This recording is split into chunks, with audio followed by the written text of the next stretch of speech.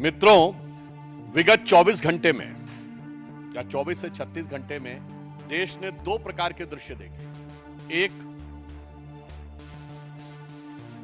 विगत 100 वर्षों से देश के लिए निरंतर समर्पित,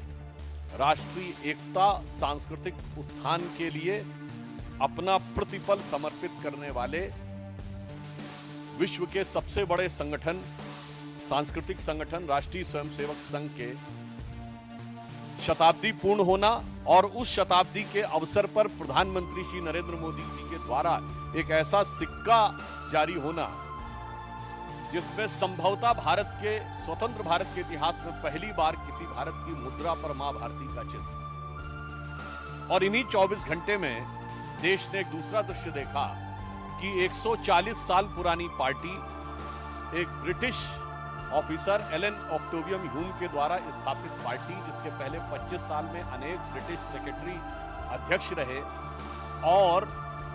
100 साल से जिसका एक ही परिवार का उस पे वर्चस्व है। आप सब लोग को यदि ना ध्यान हो तो मोतीलाल नेहरू 1919 में कांग्रेस के अध्यक्ष बने थे और 1928 के बाद 29 में उन्होंने अध्यक्षीय सीधे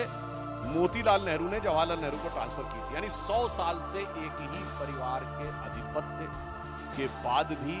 उस संगठन के पतन और सत्ता छूटने की बदहवासी में उनके खानदान के बरखुरदार के द्वारा, जो कि आज भारत विरोधी शक्तियों के फरमाबरदार बनते हुए प्रतीत हो रहे हैं, अपनी उसी आदत के अनुरूप विदेश की धरती से एक और ऐसा बयान दिया है जिसमें कुछ भी आश्चर्यजनक नहीं है। अगर आपको ध्यान हो तो मात्र कुछ दिन पहले मैंने ही आपको एक बाइट देते समय एक आवश्यक सूचना दी थी कि राहुल गांधी जी पुनः विदेश जा चुके हैं और फिर आप तैयार रहिएगा, कोई ना कोई भारत विरोधी बयान अवश्य आपको सुनने को मिलेगा। अगर सीधे दरवाजे से नहीं तो पिछले दरवाजे से और खिड़की से नहीं तो रोशनदान से मिलेगा। इसलिए आप लोग चारों तरफ से सतर्क रहिएगा। और आज उसी की एक वानगी दिखाई पड़ी है। ये दो अंतर देश की जनता के सामने स्पष्ट हैं कि कौन भारत के हित में और कौन भारत विरोधी शक्तियों का जाने में चाहे अनजाने में एक टूल बनता चला जा रहा है। और ये कोई अपने आप में